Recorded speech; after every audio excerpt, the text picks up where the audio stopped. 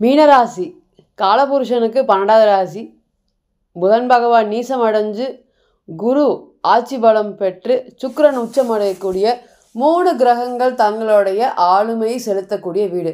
குரு ராசிங்கிறனாலேயே எப்படி தனுசு எல்லாருக்கும் கட்டுப்பட்டுருக்காங்க, அதே போல் மீனம் எவ்வளோ செஞ்சாலுமே வாழ்க்கையில் இவங்களுக்கு எல்லாத்துக்குமே நல்ல பேரே கிடைக்காதுங்க எங்களுக்கெல்லாம் அப்படின்னு ஒருத்தர் விரத்தியாக சொல்கிறாங்க அப்படின்னா இந்த மீனராசி. நிறைய பொருளாதார உதவிகள், இதுதான் உதவின்னு இல்லை, இவங்கக்கிட்ட 1000 ரூபா இருந்தாலும் சரி, யார் கேட்டாலுமே பக்கத்தில் இருக்கவங்ககிட்ட வாங்கியாவது கடனை கொடுத்து அந்த யாரெல்லாம் நம்பிக்கையாக இருந்தாங்களோ அவங்க எல்லாருமே நம்பிக்கை துரோகங்கள் பண்ணினாலுமே சரி பரவாயில்லன்னு கேட்டுட்டு அடுத்தது என்னன்னு நகரக்கூடிய ராசி. அதனாலேயே வாழ்க்கையில் பல கஷ்டங்களையும் பல தடைகளையும் தாண்டி ஜெயிக்கக்கூடிய ராசின்னு சொல்லலாம்.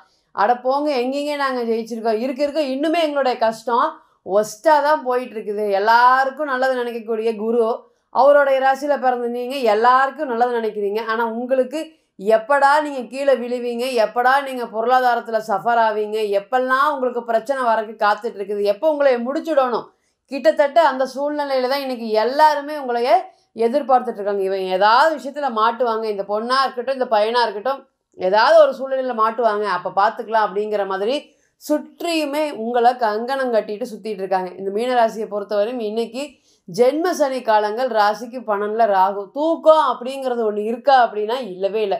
என்னைக்கெல்லாம் ராகுக்கு எது 12ல் சம்மந்தப்படுதோ அப்பா போதுண்டா சாமி என்னை ஆள விட்றா, இதுக்கு மேலே எதுவும் இல்லை. நல்லா ட்ரெஸ் பண்ணிட்டு இருக்கக்கூடிய நபர்கள் அனைவருமே இந்த நேரத்தில் ட்ரெஸ்ஸிங்ஸு அடுத்தது செலவு பண்ணுறவங்க எல்லாருக்குமே இன்றைக்கி 1000 2000ன்னு பார்க்காம செலவு பண்ணவங்க எல்லாருக்குமே இன்றைக்கி 100 200க்கு கஷ்டப்படுறத பார்க்க முடியுது. உங்களுடைய குணம் அப்படியே முற்றிலுமே சேஞ்ச் ஆகிடுச்சு. இதனால் நல்லா பேசிட்டு யதார்த்தமாக பழகிட்டு இருந்தவங்க எல்லாருமே இன்றைக்கி உங்களுக்கு டேர்னாகவும் அகெயின்ஸ்டாகவும் பேசுகிறத பார்க்கலாம். என்ன சொன்னாலுமே மற்றவங்க புரிஞ்சிக்க கூடாத சூழ்நிலைகளில் உங்களை தவறாக புரிஞ்சுது. அதனால் நிறைய பெரிய பெரிய பிரச்சனைகள் வந்திருக்கா மீனராசி மற்றும் மீன லக்னத்திற்கு? எஸ், நிறைய கவலைகள். இன்றைக்கி ஜென்ம சனி காலங்கிறதுனால எல்லாத்துக்கிட்ட இருந்து ஒதுக்கி வைக்கப்படுறது, இவனெல்லாம் ஆகாது, இவனெல்லாம் சரிப்பட்டு வராதுன்னு உதவுனவங்களே இன்றைக்கி உங்களைய ஒதுக்கி வைக்கக்கூடிய காலமாக இன்றைக்கி இருக்குது. இருந்தாலும் இன்றைக்கி நீங்கள் எல்லாருக்கும் மனசாட்சிக்கு பயந்துட்டு எறும்புக்கு கூட துரோகம் நினைக்கிறீங்க. பொருளாதார பிரச்சனைகள் கடுமையான மீனராசி மற்றும் மீன லக்னத்துக்கு பணம் எங்கே தான் நிற்கிதுன்னு தெரில. அந்தளவுக்கு எல்லார்கிட்ட இருந்தும் பணம் நிற்கிது. யார்கிட்ட வாங்குறது, யார்கிட்ட நீங்கள் போய் கேட்டீங்கன்னாவே ஆப்போசிட் நபர் உங்களுக்கு முன்னாடி அழுக ஆரம்பிச்சிடுவாங்க. ஐயோ எங்ககிட்ட பணம் இல்லைங்க, இருந்தால் நான் உங்களுக்கு கொடுத்துருவேன். ஆனால் நீங்கள் கொடுக்க வேண்டியவங்களாம் கராராக நீங்கள் என்ன அழுதிங்கனாலும் அவங்கக்கிட்ட வேலையாகாது.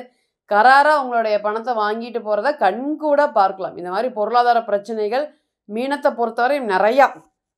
ராசிநாதன் பாருங்கள் இன்றைக்கி 4ஆம் இடத்துல இருக்கார். அதனால் வீடு இடம் சுகம் வேணும் அப்படின்னு இன்றைக்கி நீங்கள் முடிவு பண்ணுறீங்க. இருந்தாலும் எதுவுமே பண்ண முடியவே இல்லை, எண்ணம் மட்டும்தான் இருக்குது, அது செயலாக மாறவே இல்லை அப்படிங்கிற வருத்தங்கள் அதிகமாகவே இருக்குது. ராசிநாதன் 4ஆம் இடத்துல இருக்கும்போது எப்படியாவது வீடு கட்டிடணும், எப்படியாவது வீட்டை ஆரம்பிச்சிடணும், எப்படியாவது வீட்டை முடிச்சிடணும் அப்படிங்கிற எண்ணங்கள் ரொம்பவே இந்த நேரத்தில் அதிகரிச்சுட்டு இருக்கக்கூடிய இந்த சூழ்நிலையில் செப்டம்பர் மாத பலன்கள், இந்த ஜென்ம சனி காலங்கள், ராசிக்கு 12ல் ராகுவோடைய கோச்சார காலங்கள், 6ல் பாருங்கள் கேது. இன்றைக்கி கேது தசை நடக்கிறவங்கெல்லாம் எழுதியே வச்சுக்கலாம்.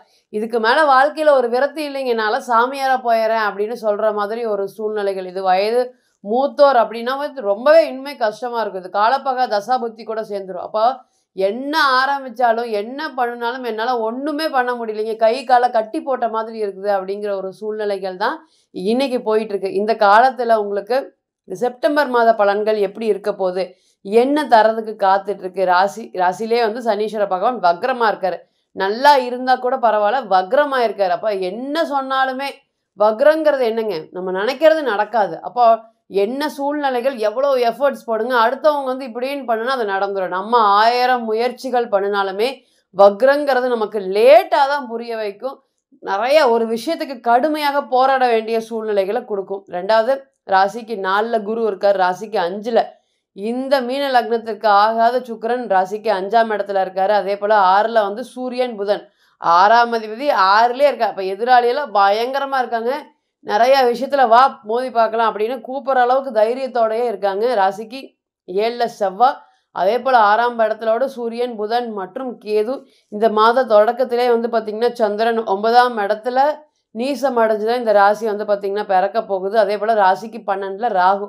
நிறையா கிரகங்கள் நெகட்டிவ்ல இருக்குது, அதே சமயம் நிறையா கிரகங்கள் பாசிட்டிவ்ல இருக்குது. இப்போ மீனராசியை பொறுத்தவரையும் இந்த செப்டம்பர் மாதம் மிக்சடு பலன்களாக தான் நடக்க போகுது. ஒரு நல்லது நடந்தால் ஒரு நிச்சயமாக அதுக்கு ஏற்ற மாதிரி கெட்டது நடக்கிறதுக்கு காத்துட்ருக்கு. ஏன்னா 6ஆம் அதிபதி 6லே இருக்காரு. காப்பாற்ற வேண்டிய இந்த மீன லக்னம் மற்றும் மீனராசிக்கு பெரிய யோகாதிபதி அப்படின்னு சொல்ல முடியாது. ஏன்னா எது எடுத்தாலுமே இந்த சந்திரன் 5ஆம் அதிபதியாக வர்றதுனால அது மாத கிரகங்கள் கூட இல்லை, அது நாட்கள் கிரகங்களாக வர்றதுனால ஒரு ராசி ஒரு அதிர்ஷ்டம் வந்தாவே ஒரு 2 நாள் 1 நாள் தாங்க சந்தோஷமாக இருக்கிற மாதிரி இருக்குது. மற்ற எல்லா நாளும் வருத்தத்தில் படுற மாதிரி, தூங்கி எந்திரிக்கும் போது வருத்தம், காலையில் வந்து பார்த்திங்கன்னா முழிக்கும் போது வருத்தம், இப்படி தான் நாட்களை கடந்துட்டுருக்கோம் அப்படின்னு சொல்லக்கூடியவங்களுக்கு மத்தியில் இந்த செப்டம்பர் மாதம் எப்படி இருக்க போகுது? முதல் ராசிநாதன் 4ஆம் இடத்துல இருக்கார். அடுத்து பாருங்கள், இன்னும் கொஞ்சம் நேரத்தில் கோச்சாரத்தில் போய் உச்சமடைய போகிறார் 5ஆம் இடத்துல. இதனால் என்ன ஒரு மாற்றம் நிகழ காத்துட்ருக்கு? வீடு இடம் சம்மந்தப்பட்ட விஷயத்தில் நான் ரொம்பவே முயற்சி பண்ணுறேன். எங்கள் சுற்றி இருக்கிறவங்க அனைவருக்குமே என் கூட பிரச்சனைகளாக இருக்குது. ஏன்னா மீனராசியை பொறுத்தவரையும் ஒரு இடத்துல தவறு அப்படின்னா அது தட்டி கேட்டுருவாங்க. தவறை தட்டி கேட்டுறதுனாலேயே பெரிய பெரிய பிரச்சனைகள் வேலை செய்கிற இடத்துல குடி இருக்கிற இடத்துல இருக்குது. இருந்தாலும் எங்களுக்குன்னு ஒரு வீடு வேணும் அப்படின்னு இன்றைக்கி தான் நாங்கள் கடுமையாக போராடுறோம். வீடு சம்மந்தப்பட்ட விஷயத்தில் முயற்சிகள்லாம் மேற்கொள்ளலாமா, அதனால் எங்களுக்கு கிடைக்குமா? பாருங்கள், சூரியன் கேதுவோடு இருக்கார். அப்போ நான் அரசியலில் லோன் வாங்கிட்டு இருக்கேன், அரசாங்கம் சம்மந்தப்பட்டதில் லோன் வாங்கலான்ட்டு இருக்கேன், எனக்கு அரசியலில் தெரிஞ்சவங்க இருக்காங்க, அது சம்மந்தப்பட்ட நபர்களை யூஸ் பண்ணி நான் அரசாங்கத்தில் லோன் வாங்கலான்ட்டு இருக்கேன். அந்த லோன் ப்ராசஸ் வந்து அடுத்த ஸ்டேஜ் போகவே மாட்டேங்குது.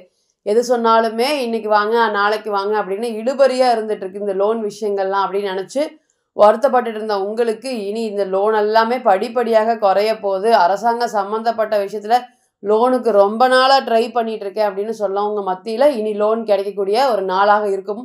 அதே போல் செவ்வாய், பலமிக்க செவ்வாய் ராசியை பார்க்குறப்ப தைரியம், தன்னம்பிக்கை, துணிச்சல், செயல்திறன், புதிய முயற்சிகள். ஏன்னா இந்த மீன ராசி மற்றும் மீன லக்னத்திற்கு முதல் தர யோகாதிபதியான செவ்வாய் கண்ணியில் வந்து இருந்து தன்னுடைய சுயசாரத்தில் இருந்து ராசியை பார்க்குறாரு.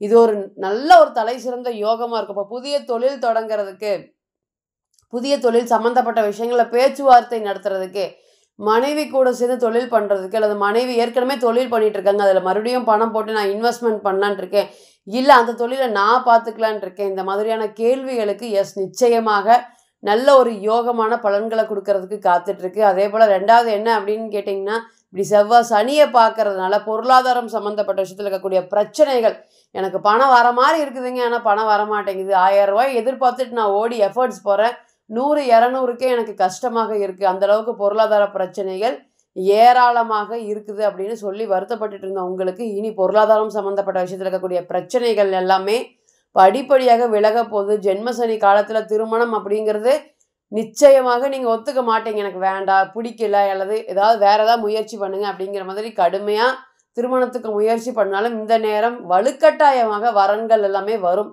அதனால் அதை எடுத்துக்கலாமா அப்படின்னு கேட்டிங்கன்னா, உங்கள் பிறந்த கால ஜாதகத்தில் வந்து அந்த திருமணத்துக்கு உண்டான தசாபுத்தி அமைப்பு இருக்கும்போது இந்த அஷ்டம சனியோ, இந்த ஜென்ம சனியோ, இந்த 7.5 சனியோ, ஜென்ம ராகு காலங்கள் உங்களை எதுவுமே பண்ணாது. அது மீன லக்னம் கும்பராசி அல்லது கும்ப லக்னம் மீன ராசிக்கு ரொம்பவே அற்புதமாக பொருந்தும்.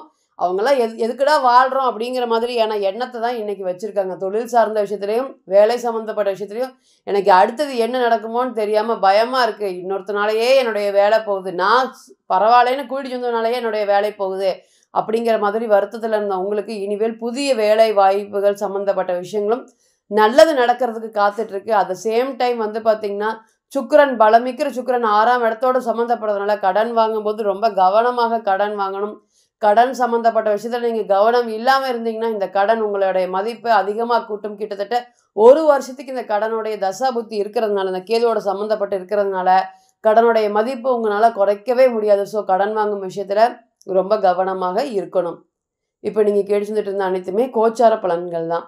40லிருந்து 60% மட்டுமே பொருந்தும். தனிப்பட்ட ஜாதகத்தை நம்ம எடுத்து தசை புத்தி நடப்பு அந்தரம் கணிக்கும் போது கிரகம் பெற்ற பலம் பலவீனம் அடிப்படையில் பலன்கள் நிச்சயமாக மாறுபடும்.